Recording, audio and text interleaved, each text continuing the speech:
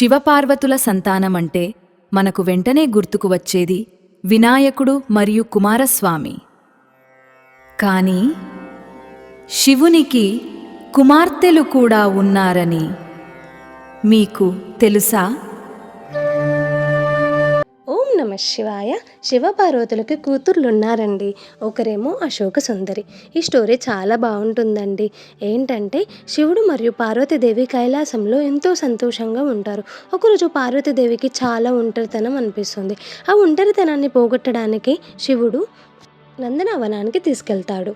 ఆ వనంలో కోరిన కోరికలు తీర్చి కల్పవృక్షం ఉంది. పార్వతీదేవి ఆ చెట్టు మహిమని పరీక్షించాలనుకుంటుంది.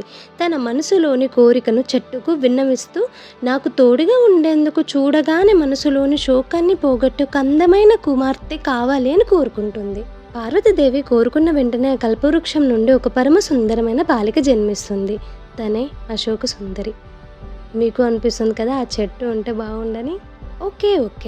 పేరు వెనుకల అర్థమేంటో తెలుసా? పార్వతికి కలిగిన శోకం తొలగిపోయింది కాబట్టి ఆమెకు అశోక అంటారు. సుందరి అని ఎందుకంటే చాలా అందంగా ఉంటుంది కాబట్టి సుందరి అంటారు. అందుకే అశోక సుందరి అంటారు. అశోక సుందరి అమ్మవారు గుజరాత్లో సిద్ధాపూర్ ఊర్లో దేవతగా పూజలు అందుకుంటున్నారు. అంతేగాక ప్రతి శివాలయంలోనూ శివలింగ పీఠం మధ్య భాగంలో ఆమె నిరంతరం కొలువై ఉంటుంది. అంటే అమ్మవారు ప్రతి శివాలయంలో ఉన్నట్టే. శివపార్వతుల రెండో కుమార్తె జ్యోతిదేవి. ఆమె జననం ఒక అద్భుతం. సాక్షాత్తు పరమదేవుడు మూడో కంటి నుండి వెలువడిన దివ్యమైన కాంతి నుండి పార్వతీదేవిలోని తేజస్సు నుండి ఈమె ఆవిర్భవించింది. అందుకే జ్యోతిదేవిని సాక్షాత్తు జ్ఞానజ్యోతి అని పిలుస్తారు. లోకంలోని చీకటిని మాత్రమే కాదు, మన మనసుల్లో అజ్ఞానమనే చీకటిని తొలగించే జ్ఞానాన్ని ప్రసాదించడమే ఈమె జన్మ ఉద్దేశం. ఇంకో ముఖ్యమైన విషయం తెలుసా? సుబ్రహ్మణ్యేశ్వర స్వామి చేతిలో శక్తి వేళ్ళు ఉంటుంది కదా, ఆ పదను శక్తి ఈ జ్యోతి దేవియే అని పురాణాలు చెప్తున్నాయి. మనము నిత్యం ఇంట్లో వెలిగించే దీపపు జ్యోతిలే ఆ తల్లి కొలువై ఉంటుంది.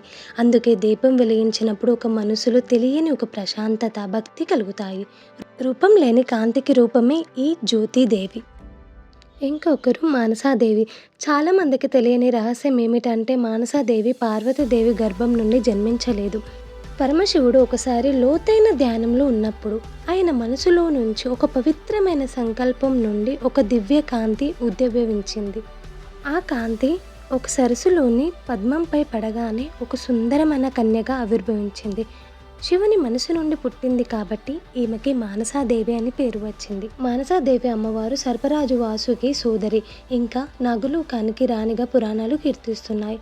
ఇంకా విషయం తెలుసా? హరిద్వార్లో చాలా గొప్ప టెంపుల్ అండి ఇది. ఏ కోరిక కోరుకున్నా మీరు వెళ్ళి కోరుకుంటే ఖచ్చితంగా తీరుస్తుందండి. ఇంకొకటి తెలంగాణలో కూడా చాలా గొప్ప టెంపుల్ ఉందండి. అది కాశీంపేటలో కరీంనగర్ దగ్గర ఉంది. దాని గురించి మీకు డీటెయిల్స్ కావాలంటే కామెంట్ సెక్షన్లో కామెంట్ చేయండి, నేను ఖచ్చితంగా చెప్తాను. నేను వెళ్ళాను టెంపుల్కి, చాలా పవర్ఫుల్ అండి. ఓం నమ శివాయ. చూశారు కదండి గొప్ప శక్తివంతమైన అమ్మవారి కథలు.